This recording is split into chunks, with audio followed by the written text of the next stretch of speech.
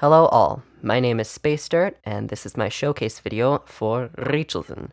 Richulzn is, at the time of recording, my newest conlang that is also developed enough for a showcase. Richulzn is a member of the Tsvavzik language family and is spoken by the Richuli people, north of where Laghama is spoken. The Richuli have had quite a lot of contact with Laghama speakers over the centuries through trade and other means, and it's left a rather substantial impact on the language in many ways, which we shall see later. Richulzn has a rather simple phonetic inventory, which has been reduced substantially from the inventory of Proto-Tsvavzik, losing aspirated stops, the palatal series, and alveolar affricates, though the vowel inventory has increased a bit. Some phonological quirks of Richulzn are shared with Laghama as an areal feature, such as plosive clusters and geminates disappearing and lengthening the preceding vowel. This all leaves Richulzn with 23 consonants and 10 vowels. Along with this, the syllable structure of Richulzn increased in complexity from Proto-Tsvavzik's CVC. Clusters of up to 3 consonants can form, both word internally as well as initially and finally. And this can lead to some pretty insane consonant clusters. Moving on to the writing system, Richuli first encountered writing in the form of the Laghama script, which, unfortunately for the Richuli, was incredibly ill-suited for writing Richulzn. The encounter probably went something like this. Hey, what are you doing over there? Writing. What's that? So basically, you draw these little symbols here, and together they all stand for words, and then someone can look at them and understand what you wrote down. Oh, that's cool. Can I try? Um, well, it only really works with Laghama, so you can't really write Richulzn with it. Oh, that's stupid. You're stupid. And then the Richuli proceeded to write anyway, and thoroughly mangled the Laghama script beyond all recognition. At the time of the encounter, Old Richulzn, the form spoken then, had 25 consonants and 10 vowels, the same as the modern Lang, with the addition of the voiced and voiceless alveolar affricates, the voiceless dental fricative, and missing the velar nasal, while Proto-Laghama had only 12 consonants and 4 vowels. To make matters even worse, the Laghama script was a syllabary and thus had no way of writing Old Richulzn's consonant clusters. The first thing that needed to be done was to find a way to transcribe consonants without a following vowel, and to do this, the consonant followed by E was used, unless the consonant is a palatalized or affricatized variant of a Laghama sound, like ts or ch, in which case the glyph for the consonant followed by I is used instead. Then it was easy enough to use the Laghama syllable characters where they fit, like for pa and tu, and then use digraphs for any other vowels or for the palatalized or affricatized consonants.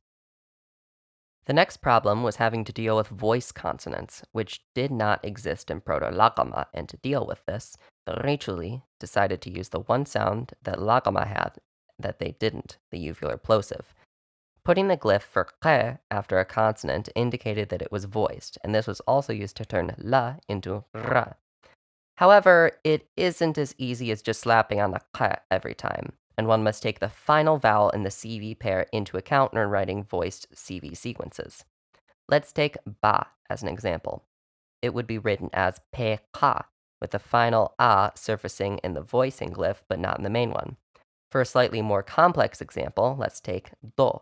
Since o is written with an a and an u glyph next to each other, it's pe ka u, not pa ku or something like that. A similar thing was also done with t and h to write the unvoiced dental fricative, as can be seen here. As the system was used more, these modifier glyphs eventually became diacritics that surround the sequence of glyphs, and the sequences of glyphs became ligatures. Along with this, the glyphs themselves became quite a bit more curvilinear. This left Richulzn with a sort of semi-syllabic abugida. But wait, there's more. The interactions between Laghama and Richulzn speakers left a large mark on the script in the form of loanword spelling conventions. Since Laghama words fit perfectly into the Laghama script, the Richuli decided just to keep the system of spelling exactly the same. So they just used the syllabary as it was for loanwords.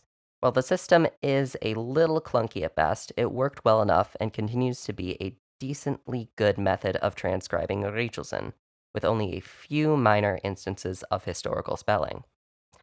Now, if Richulzn's writing system seemed a little complicated, its grammar is even more so. Richulzn is predominantly head initial, rather synthetic, and has some interesting features like polypersonal agreement, evidentiality, and inflected prepositions. Starting with nouns, they can be divided into three genders: masculine, feminine, and neuter.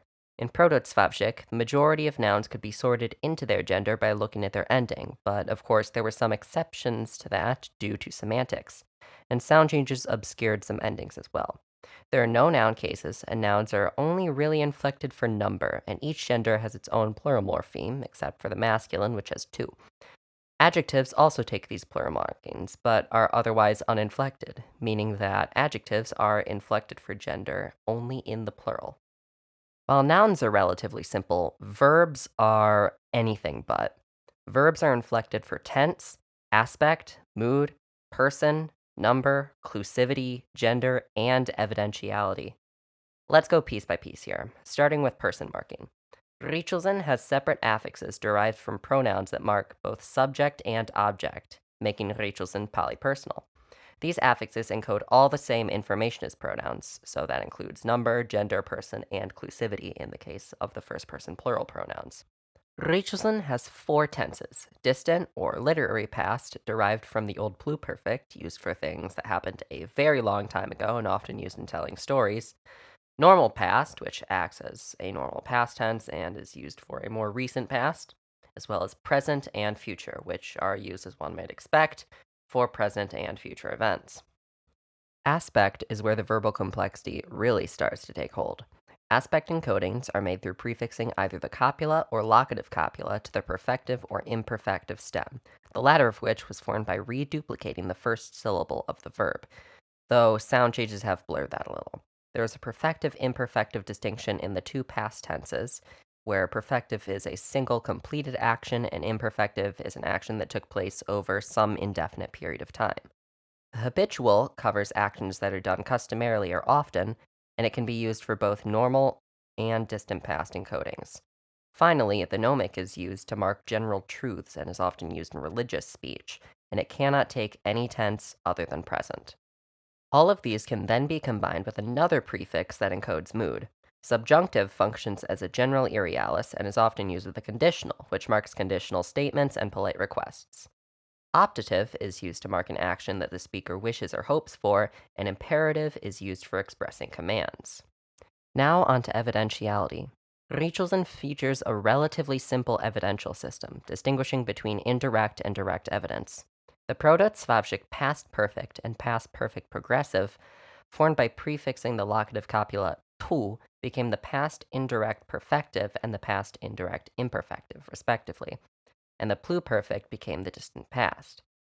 This means that the evidentiality distinction is only present within the past and only in the perfective and imperfective aspects.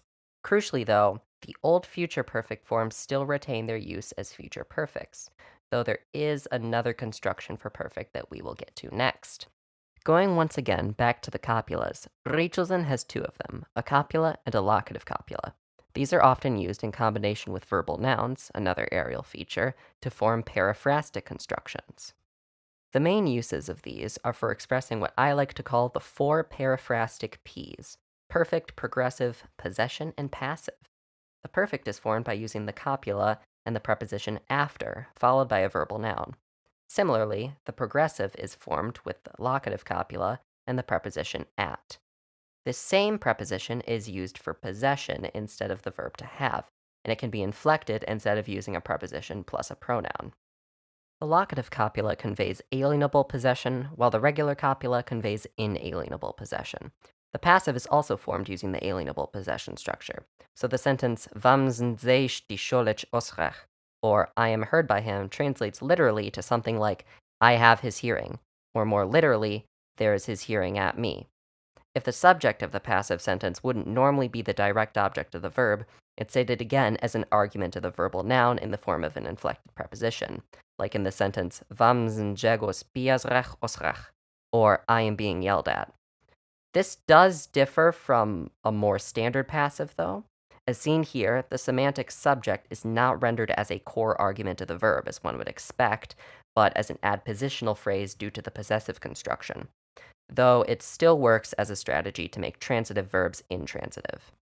Alrighty, that should do it for the general explanation, which I had to condense down quite a bit as to not make it totally overwhelming.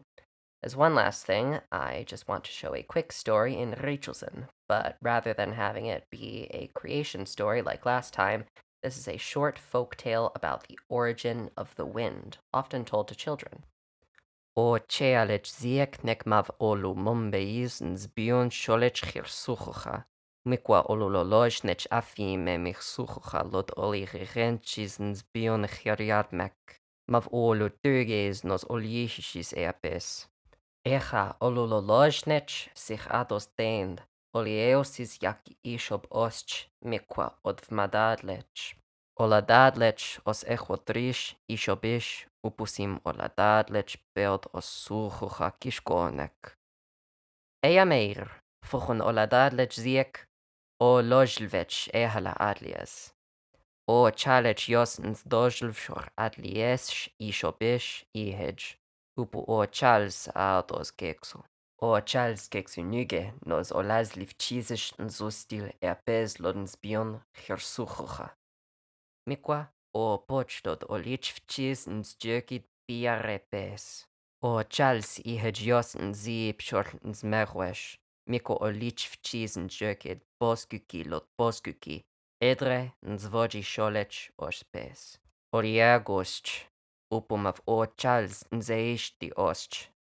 Olu metulech teh kushkon. Upu oleish chech mvabziek. Mikwa olandu kusish nzjerki lotzenjagus. Upu oleish chech mvabziek. O Charlech josens runga shorhelani. Erad icheishtiavis nzjago shorhelani. Chalit mijjavi lod icheishtiavis girub adlies shorziek. Phew, that was difficult. Anyway, I just wanted to extend two large thank yous. The first one is to the people that made it all the way through the video. I applaud your effort, and I thank you for sticking it out all the way through. The second is to anyone who's watched my videos in the past. I am really flabbergasted at the amount of attention that I've gotten, and very thankful for the people that support me. I did not expect to get this much support. As one final note, I just wanted to open up the comments for possible suggestions for new videos. I do plan to make more Conlang showcases, but as you can probably realize, they take a lot of time. So, in between those, if you had any ideas for any videos that I could do, just pop them down below, and hopefully I can make something on them. This has been Space Dirt, signing off.